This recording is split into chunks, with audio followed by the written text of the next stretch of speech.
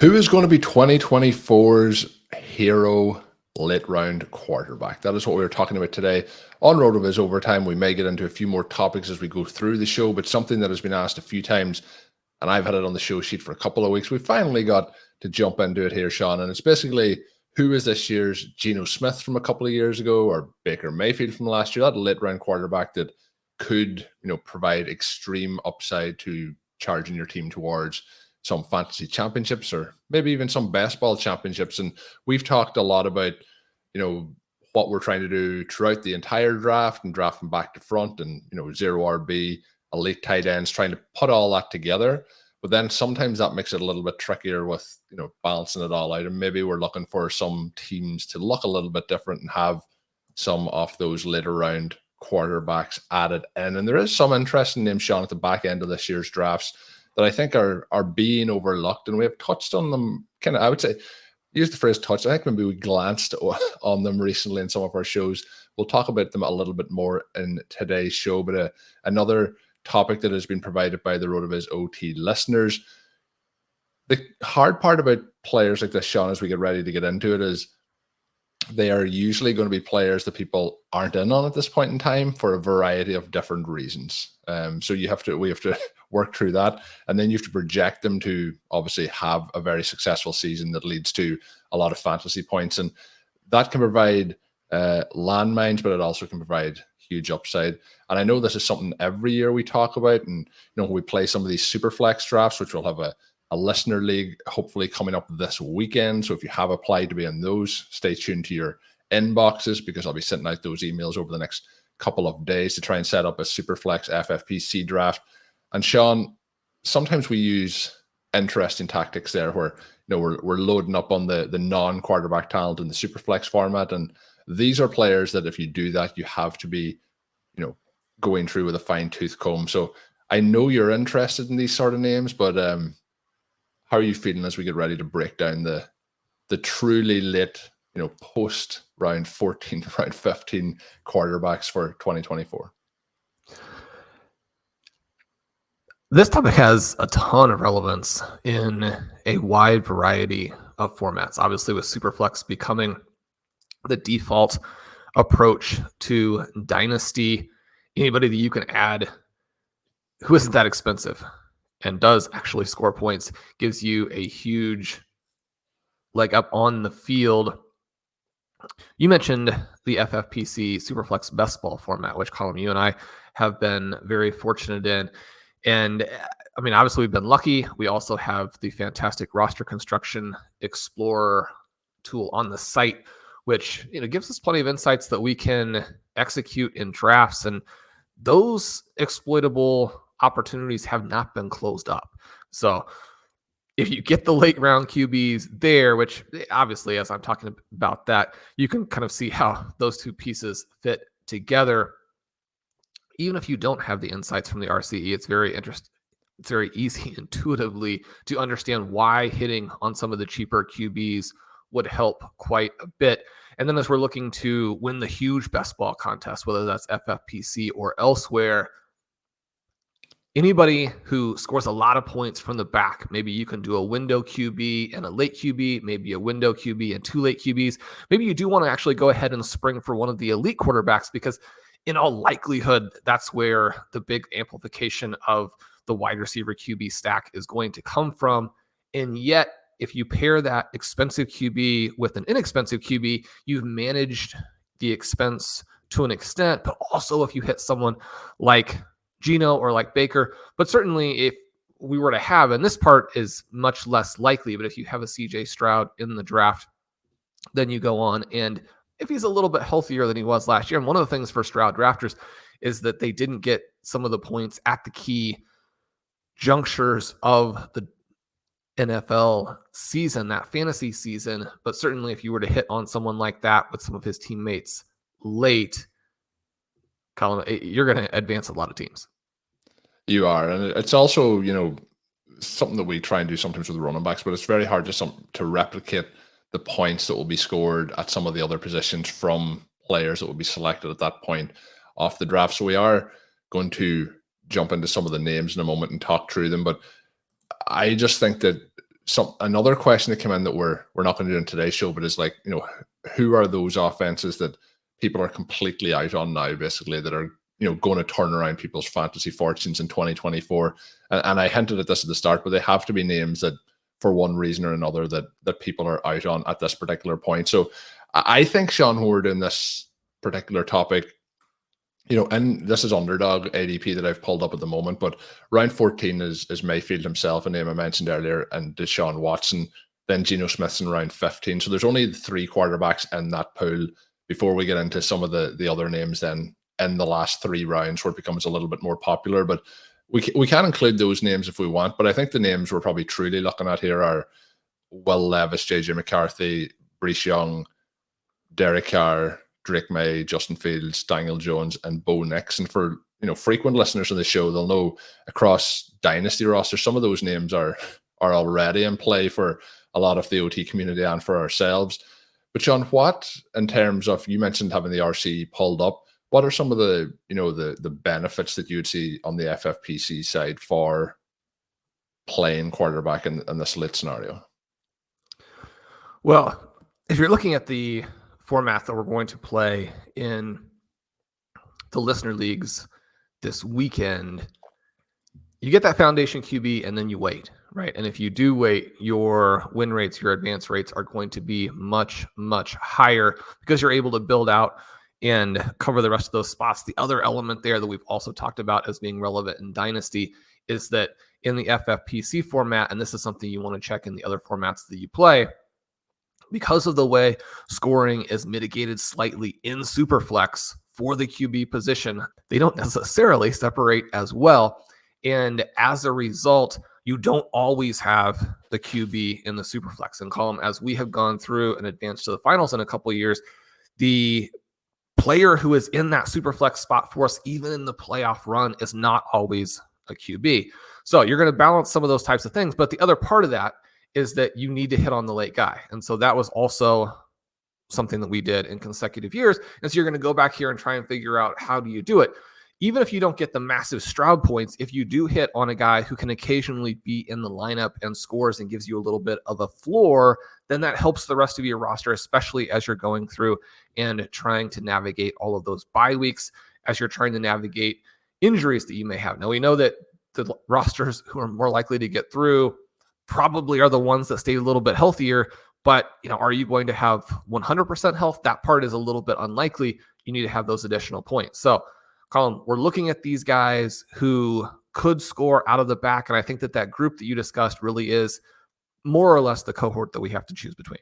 Yeah, so we're going to do that, and we may even, because we're teasing the listener league, we may even, Shawn, towards the end of the show, jump into the Superflex ADP, because I've pulled it up for the FFPC, and there's some names obviously much, much further down that may still provide intrigue, again, for people who are long-time listeners to the show, some of the names that we have discussed in the past. But I think as we move into before the actual names, I think probably it all pairs together. But you have the situations with the players and the cast around some of these names. You have what they've done in the past, and you're having their college profile if they're younger names, like I mentioned some of the guys, and then what we expect them to do moving forward. Is there a key piece for you, Shawn, in terms of how we're separating these out?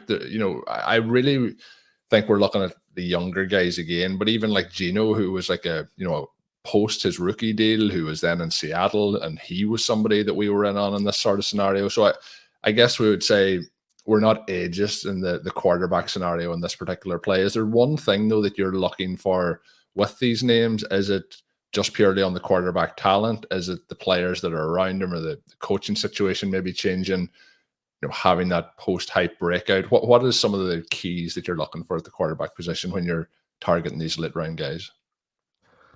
Quarterbacks tend to be one of the positions that does give you some fairly straightforward opportunities to buy low and sort of sell high, but especially the buy low element is what we're looking at here.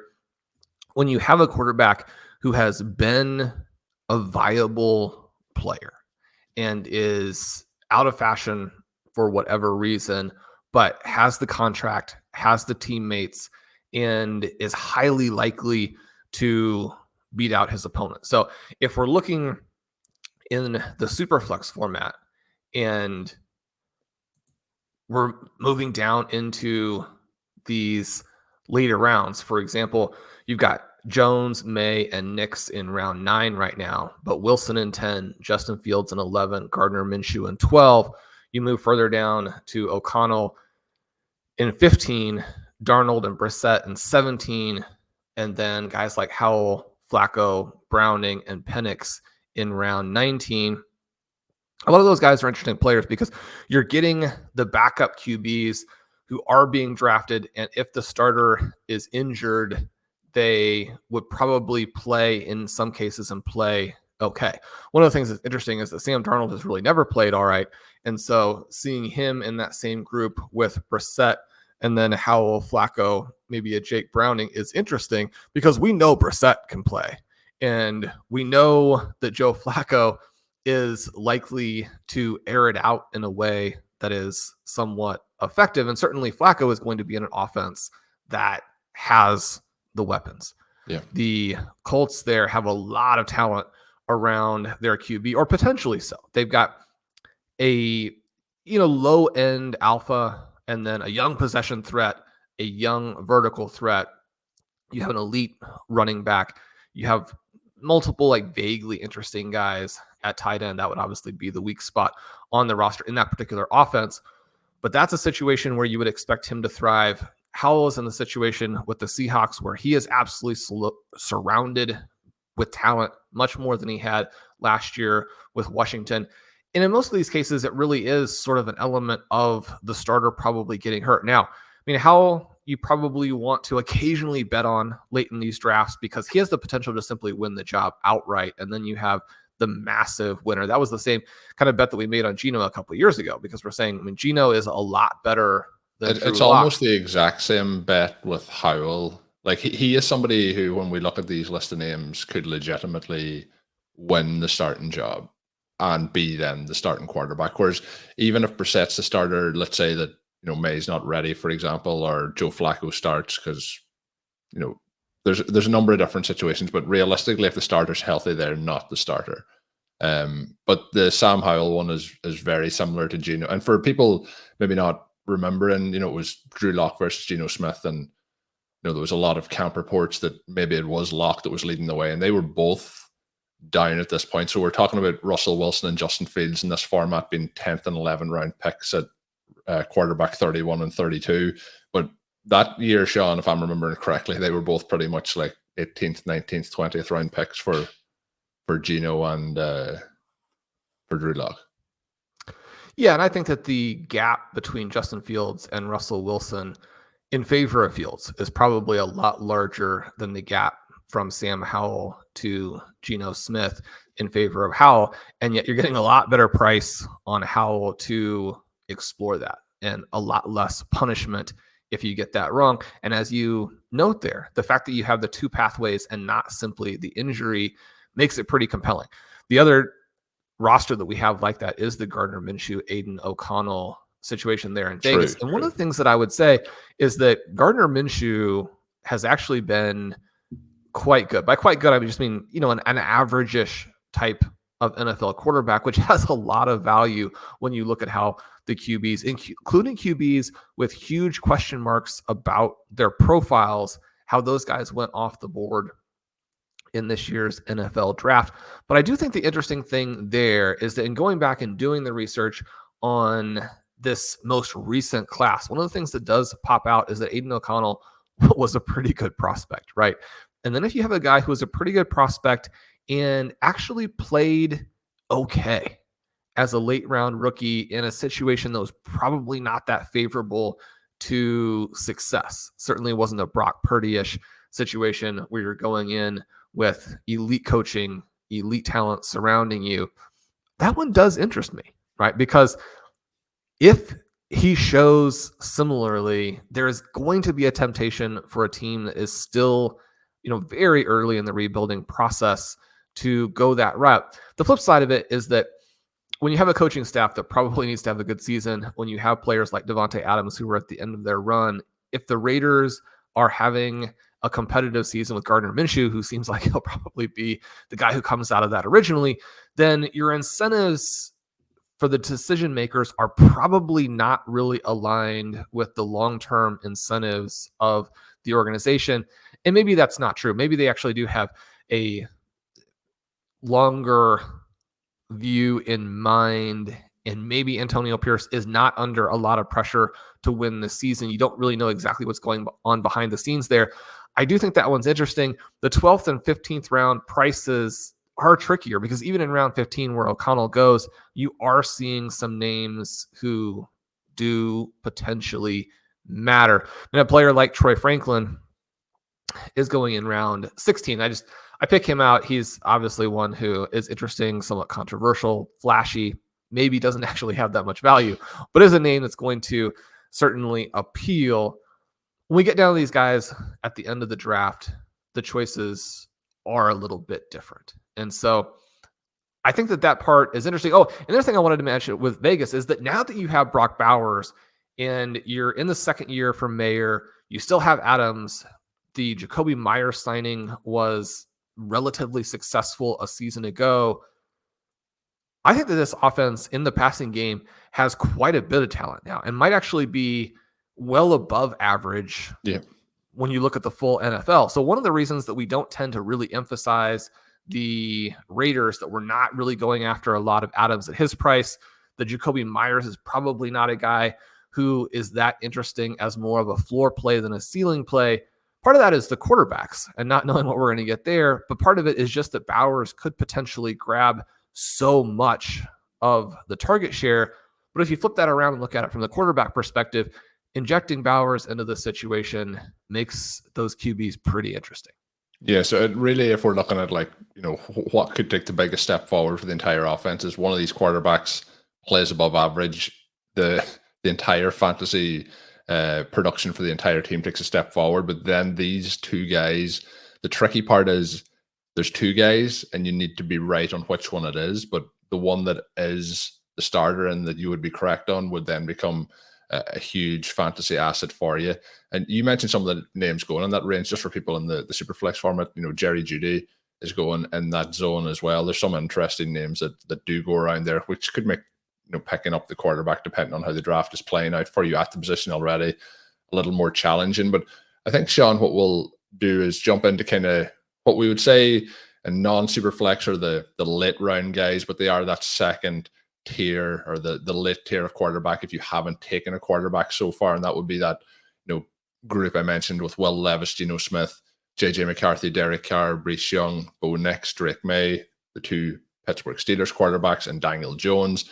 They're all going in a zone between round 6 and round 11 over at the FFPC in the Superflex format. But they're all quarterbacks that are going in the kind of 16 through 18 range and Underdog drafts. We'll go for those first, and I think then we'll go for some of the later guys with some deep takes. And I think, spoiler alert, people listening may know the prime name there for us already.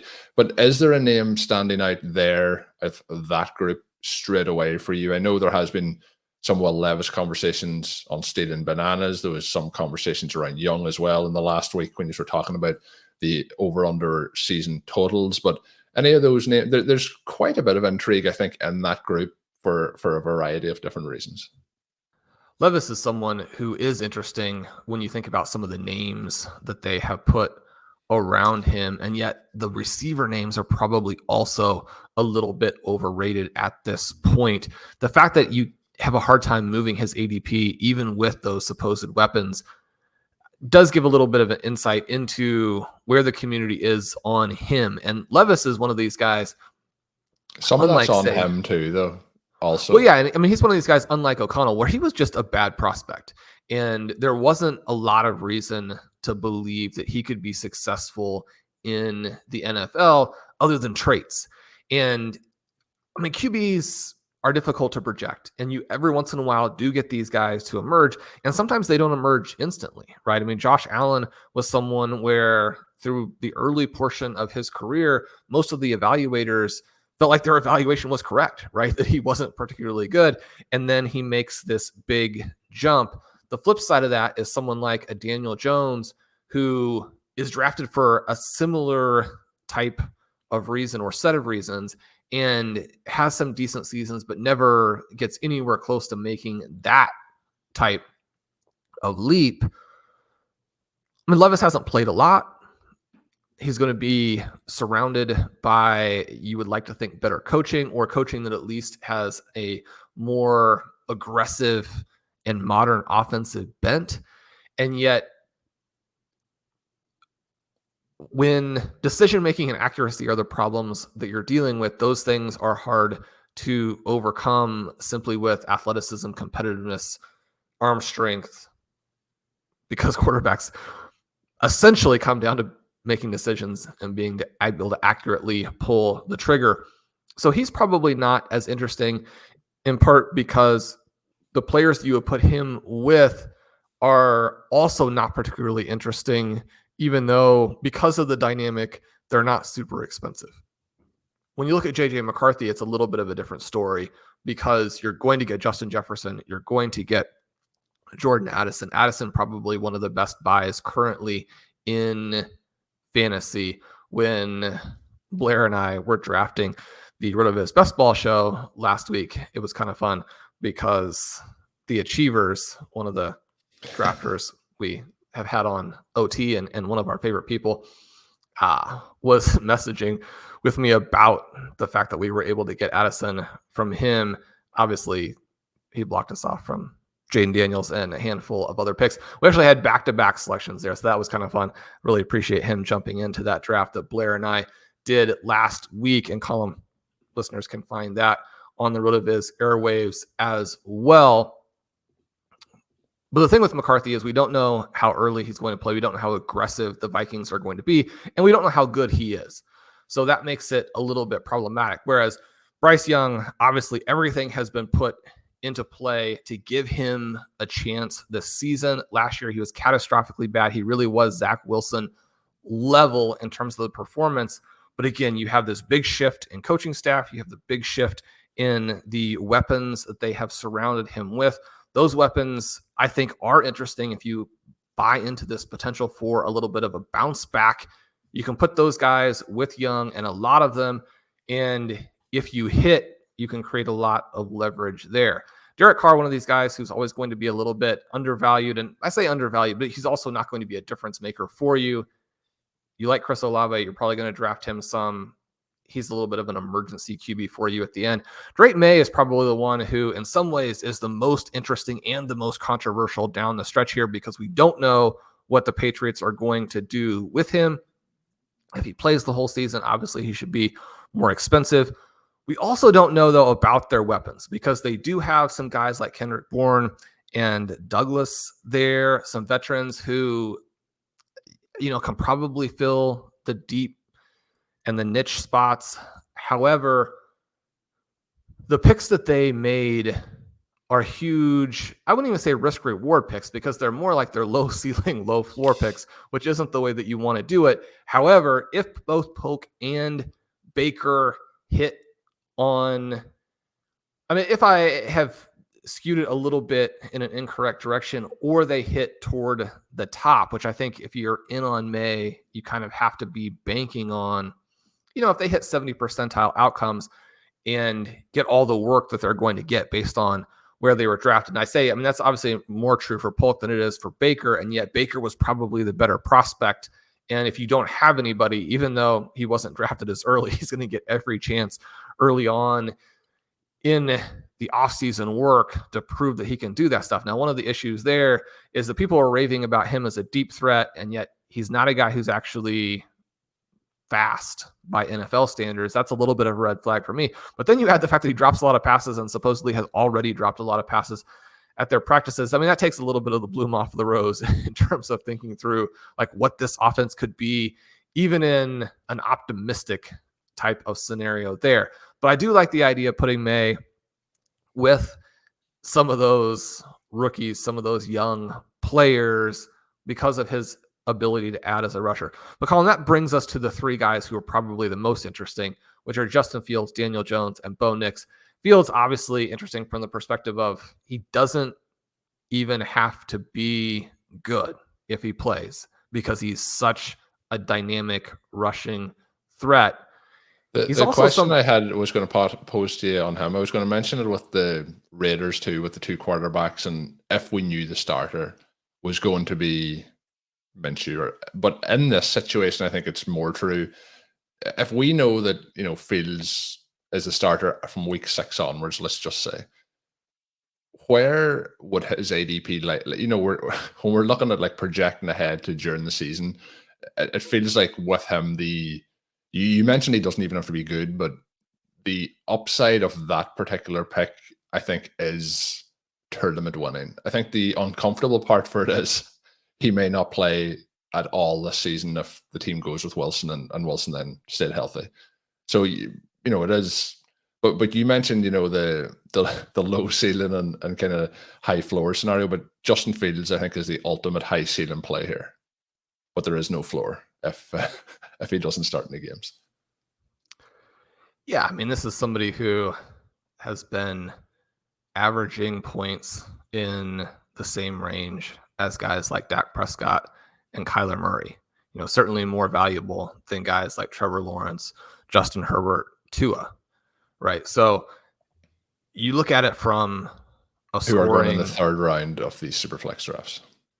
Yeah, so again, you had some injuries with him last year that knocked the scoring levels down some, and yet he was still a 54% QB1 finisher. You look at the previous year, and he finishes off on this massive stretch from week 5 to week 17, where he was only below the QB1 tier once. And you've got a couple of 40-point games in there. That's despite all of the issues that he has, right? And I think that when you put him within this context in Pittsburgh, where, yeah, we have plenty of questions about the offensive coaching staff, we know that this team is likely to try and win games close. That's something that Ben has talked about a lot on Stealing Bananas. And yet,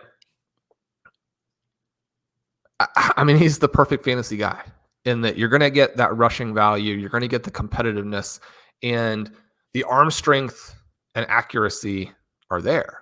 The question is always decision-making and ability to run the offense that the coaching staff wants. One of the things that I think gets really covered up in the discussion of Justin Fields and our ability to think through the different types of things that he's doing is that DJ Moore has a breakout season with him last year. Cole Kmet has a breakout season with him last year. And so you can look at that in either direction, right? That even when DJ Moore did so much for Justin Fields, the team didn't want him and nobody else wanted him. Even with Cole Kmet doing so much for him, the team didn't want him and nobody else wanted him. Those are pretty bad signs. But the other way of looking at it that just seems so much more likely to be correct when you think through what he did in college and some of the things that he's managed to bring to this Chicago Bears team that was a terrible team. It was a terrible team, right? Poorly coached, no talent. And you're not going to tell me, Shawn, that it's that Justin Fields is actually pretty good. Is that what you're... It couldn't be that he elevated, DJ Moore, who we love, could not get, the quarterback play was obviously horrendous in Carolina, but yeah, couldn't be Justin Fields, was it? I just think about like what they had around him and what he accomplished in 2023. And to think that that was going to be like something that instead of catalyzing a move into the top 10 quarterbacks or creating an environment in which we look at him as a potential MVP and, basically a Lamar Jackson in an environment in a context that wasn't as favorable, we're suddenly looking at him as Marcus Mariota. I mean, that part makes absolutely no sense. And I mean, we love Mariota, but he was not able to do any of these types of things. And we'll see. I mean, the Denver Broncos were able to cover up Russell Wilson to the extent that his passing numbers actually look pretty decent. And they were able to get so conservative and be so lucky and play so much better defense down the stretch that the Broncos went on a decent little streak. And so if you're telling me that a team that wants to hide the entire offense and wants to win close games and thinks that they have the luck on their side and can manage that aspect of it, and that Russell Wilson is the guy who ends up playing quarterback for them the whole season, that's certainly not impossible. I mean, you have Shawn, to deal with the fact that you just described what Arthur Smith wants to do. I guess I just don't think that's the truth, right? So one of the things that I've been struggling with this whole time is that everything that happened with the Atlanta Falcons was a travesty. You don't get a lot out of Bijan Robinson. You don't get a lot out of Drake London. You get almost nothing out of Kyle Pitts. But Pitts was hurt. Drake London may be like a high-end, just a guy type of player. And Bijan actually was fine, right? Is he going to be better? Is he going to have a second year kind of eruption? Probably. Right? But when we're talking about Arthur Smith, we're talking about a guy who can design offenses, who has been successful in the running game, was able to unlock Ryan Tannehill, was able to get a lot of value out of Derrick Henry, was able to get value out of A.J. Brown. I mean, if you want me to rank the coordinators, I'm not going to put him particularly high. But I think it's important that as we think about both the Steelers and the Falcons, that we don't get so crazy in terms of pushing them in opposite directions that we have almost no chance of being right or hitting on the right prices and the right exposures, because the emotional reaction to the foolishness makes us believe that like someone is a 0 on a scale of 1 to 100 as opposed to being a 25. If they're a 25, then there are still some things that they're going to successfully accomplish. Now, as you mentioned that, I mean, again, you unlock Ryan Tannehill and you can't unlock Justin Fields. I mean, Russell Wilson is absolutely done and has been done for years. He was done when the Seahawks traded him. It was one of the reasons why they traded him. And one of the reasons at the time I was like, they won that trade massively. Now, was there a possibility that I was going to be early on that and he was going to bounce back? Certainly. I mean, he'd been fantastic, through a big chunk of his career.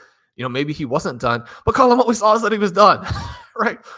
How are we at this point having a team counting on him instead of Justin Fields? And it already kind of feels like the rhetoric is moving back in the direction of this just being a competition for the starting job, which again is actually how ADP sees it as well. Now, one of the things ADP is also telling you is that if Russell Wilson wins, there's no value to it. But if Justin Fields wins, there's huge value. So we're not actually getting a projection on like who's going to win the starting job, but more insight into what would happen if they do win the starting job. But I don't know. I mean, one of the things is like you're not as excited actually of watching Justin Fields in this offense, even if he wins. But you think about George Pickens getting over the top at the end of last season, having a couple of huge games, including the monster game. I mean, who throws the ball in such a way that you can? I mean, one of the things is people are talking all the time about Russell Wilson being a vertical thrower. That was true a long time ago. I mean, now he's a guy who the only thing he can do is throw punts. Like, just because you can't throw underneath, you can't throw over the middle, but you can throw punts up in the air, doesn't actually mean you're a good vertical thrower. It just means that in comparison to everything else you can do, the one thing you can do is just like close your eyes and throw it. I mean, Justin Fields actually has an arm and can get the ball downfield. Like, who would you rather have throwing to George Pickens? It's not Russell Wilson. So anyway, but also Justin Fields is not the answer to the question that we're looking at in the show. Well, Justin Fields, though, is the answer to, I think, who the best, target at this particular point of a draft is at the quarterback position. I think that it's just the uncomfortable nature of selecting him when you're, potentially projecting that he won't be the starter at the start of the season for a lot of people that are maybe not as convinced as we are in terms of the Wilson and Fields scenario. But the other name, Shawn, you mentioned was Daniel Jones, who we have talked about a lot over the years on the show. Obviously, they have quite a number of interesting pieces at the wide receiver position. And then Bo Nix, who you touched on as well, being a rookie in a scenario, obviously, that Russell Wilson was in last year. But I think with what you've already touched on Wilson there, Nix is going to have to be pretty bad to not be an upgrade on what Wilson did last season. Are they more priority targets for you over the likes of Fields, or how are you seeing the three of them combined? Well, Daniel Jones in 2022 got a QB1 performance on 44% of his outings, but also 330-plus point performances. Right, so it ended up being a very clear-cut QB1, and he did that while throwing to guys like Evan Ingram, Kenny Galladay, Darius Slayton, and Sterling Shepard. So those are the four receivers. Saquon Barkley also ran more than 200 routes, as did Devontae Booker. But those are the four receivers who run 200-plus routes. And the results for those players were catastrophically bad. Right. And some of this you can say, well, even when Daniel Jones was good for fantasy, he was still a terrible quarterback because these guys were all awful. All four of them averaged under 7 yards per target, which is actually pretty challenging to do. Right. But one of the reasons that they were so low in terms of yards per route, which they were even worse, is they didn't draw targets either. Ingram, Galladay, and Slayton were all below 20% targets per route. You put some of those things together, and Ingram averaged less than 1 yard per route, which, especially in the SIS numbers, the way that they attribute things, I mean, that's an extraordinarily low number. Darius Slayton was just right at 1. Again, an extraordinarily low number. Kenny Galladay, who is done, and Sterling Shepard, who never really was able to come back from all of these injuries. I mean, he was almost a full yard ahead of a couple of those other guys, even though his numbers were also very, very poor.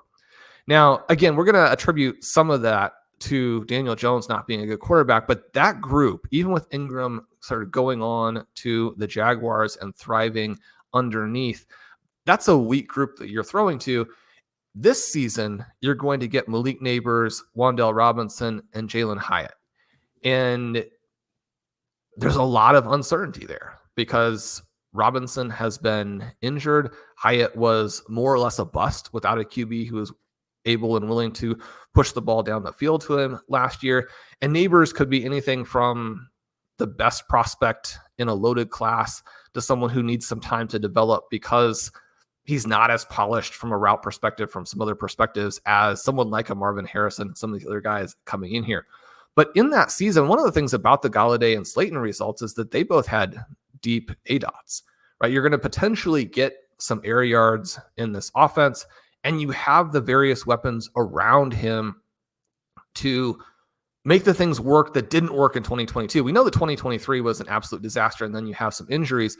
But the other thing that is at least vaguely interesting about Daniel Jones that I think we tend not to think about or give him credit for is that he didn't have good years in 2020 and 2021, but he came right out of the gates as a rookie and put up a 24 touchdown, 12 interception season. That's really good, right? So if you've had 2 good years, 2 poor years, and then a year truncated by injury, and you have this massive contract, especially when you have traits and you have a team that if you yourself succeed is likely to be in the mix to accomplish their goals. And we're back in the situation where the coaching staff probably doesn't get another year. And so if they can't make Daniel Jones successful, then everybody kind of gets thrown out together there. So the incentive to make him work within the context of these receivers that you drafted is very, very high. Daniel Jones gives you multiple paths to win because he is extremely athletic. Now, the question I think that people are going to have is, well, is that going to be true in 2024 coming off of the injury? I obviously don't have a clear answer to that, but certainly the early reports have been encouraging in terms of where he is even several months out. That makes me feel better about it than I perhaps otherwise would. That's really well put. And I did tease it kind of as we went on through the show, but Shawn, we did talk about it at the start. And I think it's no surprise when we look at those really lit names, there's a number of those names that are, completely crossed out as, not targets at that particular point in the draft. And really, we're hoping that, and the way things have set up this year, that a lot of the work that we're going to be doing at the quarterback position would be done in the early group or that group that we've talked about today. But the other part of that being the 2 names that we touched on earlier. You talked about Joe Flacco and his situation, and I talked a little bit about Sam Howell. You've mentioned him as well. Those would clearly be those 2 very late round targets in this particular format if we were going to draft them. But that is going to do it for our quarterback conversation, looking through some of those later round options. I think it's been a good process, and I hope people who have listened in have enjoyed as we talk through the reason as to why you would pick some of those guys or how to target them, and then some of the favorite options to draft. And we'll see as the season obviously goes on how ADP may potentially shift, but I think it's going to be set until we get some camp news. But this may be the window to draft those Justin Fields shares, as if he jumps ahead before the start of the season, that ADP is going to shift quite a bit. But that is it for this edition. My name is Colm Kelly. You can follow me on Twitter at @OverToMarlin. My co-host is Shawn Siegele. Check out all of Shawn's work up on rotoviz.com. And until next time, have a good one.